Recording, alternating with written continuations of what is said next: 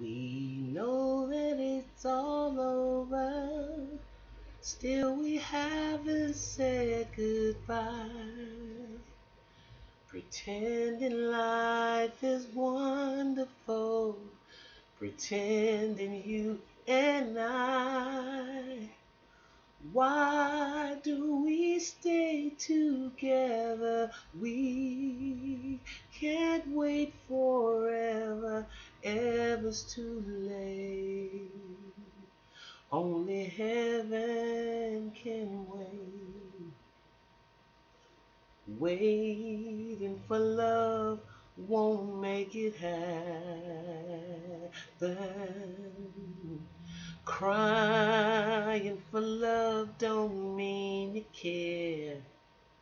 Oh no. Only when love has ended can a heart be mended. Heaven's too late. Only heaven can wait for love. Heaven can wait for love. Good morning, family. Good afternoon. Good evening. Listen, whatever side of the diaspora that you are on. Welcome, welcome once again to the Mental House. I am your host, Khadijah. I'm gonna get right into this because wow, y'all know a few well maybe this time, maybe last year. This time last year I was consistently doing the blog talk radio program with uh, a co-host, and of course the mental house is just an extension of the blog talk um, radio show, and it got really mental, and I mean really mental. So I took a break from doing it as consistently as I had before.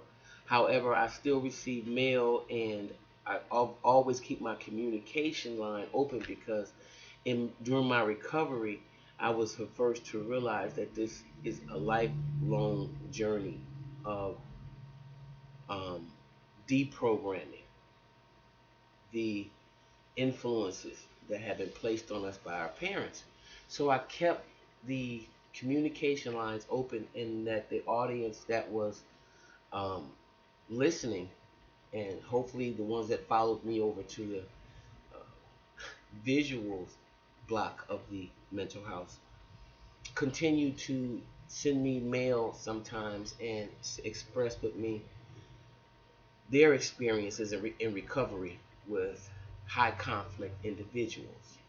People that just got behaviors that we have gotten used to over a certain period of time, or we don't call them out, or we say this is just how they act, or this is cultural, or when it's really destroying people's lives, destroying children's hearts, minds, and souls, programming people with information that are going to make their adult lives um, just a battle.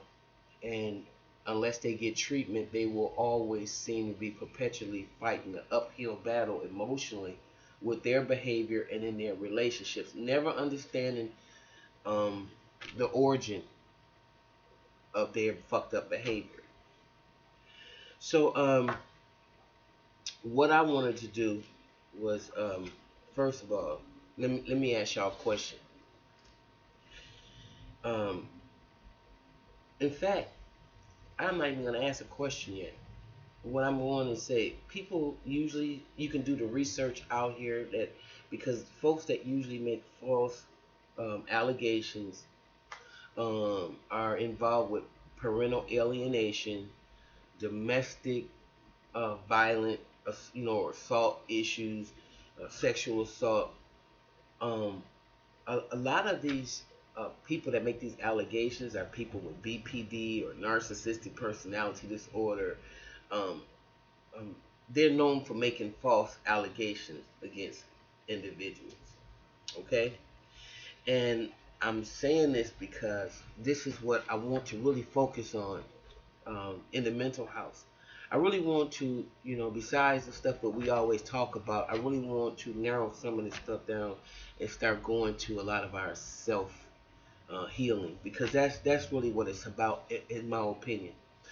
Um, and so with that being said, um, I thought that I really wanted to share something, and actually two stories, two particular emails. One was with a woman who I'm able to mention her, Sherry Wright, uh, ended a relationship. Sherry Wright Monhan, well, somewhere in that. Excuse me for chopping up your name. Um, but you wanted me to share your name and your story, so I'm glad you allowed me to do that.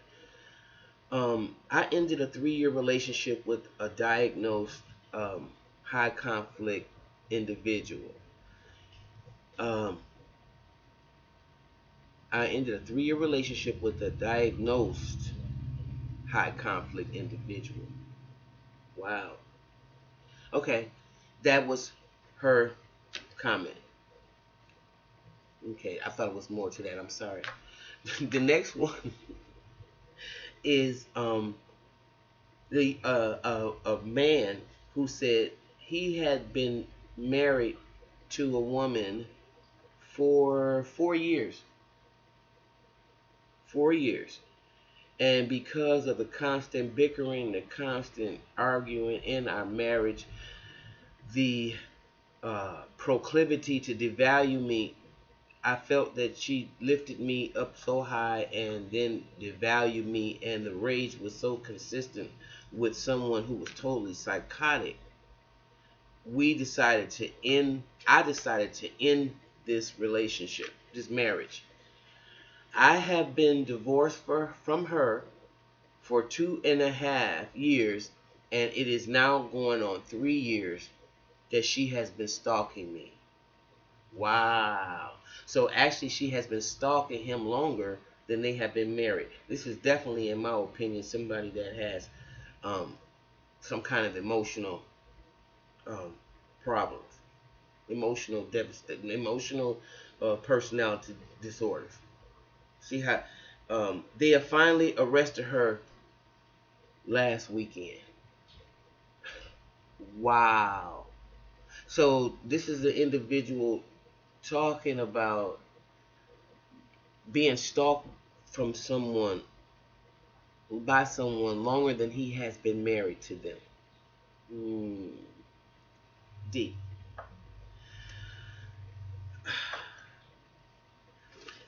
Wow. That is incredible.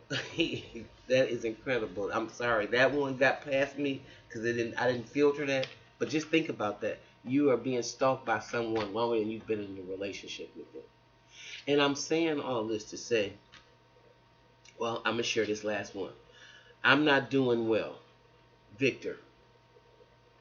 Uh, Relationship got so bad. I told the kid's father everything that was going on due to fear that the kids would be killed due to neglect. When she found out, she got so mad that she immediately cut me off from her and the kids. Uh, she felt betrayed, but I was concerned that she may hurt herself or the children due to neglect, accidentally kill the kids due to neglect. She felt betrayed, so she was very disassociative. I decided against testifying. This came. I decided against testifying against her in court, a custody hearing. Although she was drinking, taking pills, very disassociative, and doing cocaine. Physical abuse, pregnancy, other incidents too numerous to mention.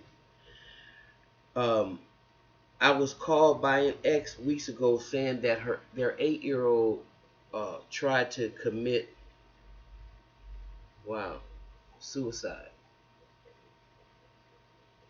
while the mom was passed out. I am heartbroken. The kids and I were close. Wow, that's crazy. The kids and I were close, and I really care about these children, and they me. Once we went to counseling, and the therapist told me to shut it down, back away, but I didn't listen. I want to know if the kids are okay, and I don't want her to die or kill the kids. She always had men in the background, so I have not talked with her in a month. I want to help. What should I do? Um, from my experience, and I don't know if you are in counseling still, uh, but in my opinion, dear one, dear heart, you haven't talked with them in a month. You keep it that way. And I know that you are concerned. I know that, um, you know, you love the children and they seem to love you, but your battle here is over. And the therapist gave you the best information she could when she told you to shut it down. Because one thing about being involved with people like this, unfortunately, they don't change. Their behavior is so ingrained with the program that we who have been victims of these type of relationships have to do everything we can to heal from the damage that they've done to us. And what has set you up to receive all of this uh, drama was your family of origin. You were probably used to hiding your feelings, used to um, having hard love, getting love from your parents only when you did things to please them, or only being showed any type of attention, uh, just whatever dysfunctional environment that you were set up in allowed you to continue to engulf yourself with this person. You are a strong individual. The fact that you got away, and I know that's the most difficult right there because there's like a magnet, and that's because you guys are vibrating on the same grid. You vibrate in the same way, no matter how dysfunctional it may be. There's something in your dysfunction that is attracted to her dysfunction. So that's why it's like zzz, and you want to be, and you find it hard to stay away from this type of person. I don't, in my opinion, I believe you have a lot of love for the children, but I believe that you're magnetically drawn to her as well. So what I would suggest to you is that you let sleeping dogs lie and let it go. Practice no contact because that is what you need to do at this point. Um, you obviously care about these people, so all you can do is pray for them. Um, the man that made those kids, he has to now be as just as responsible and has to have just as much feeling than you as you have about his children, um, because that is going to be an uphill battle, and it's something that you don't just you need to work out what's wrong with you so you will stop attracting these type of people in your life. Okay. um, that's all I can give y'all right now. I wanted to share those letters, and I want to make sure that y'all understand that people that are high conflict, they will destroy your life. If you're in a relationship with somebody like that, you have to first figure out what it is that is making you continue to come back, continue to stay engaged with someone who treats you so awful, like a battered wife, but yet and still um, the fear or whatever it is that keeps you there is embedded in your heart. And a lot of psychiatrists think that you're looking for a corrective outcome from the relationship that you have with your parents. Mm. Okay, that's all I got for y'all now. But I'll be back. in the mental house. If you like what you hear, please, family, like and subscribe, and I'll be back. Talk to you later. Bye bye.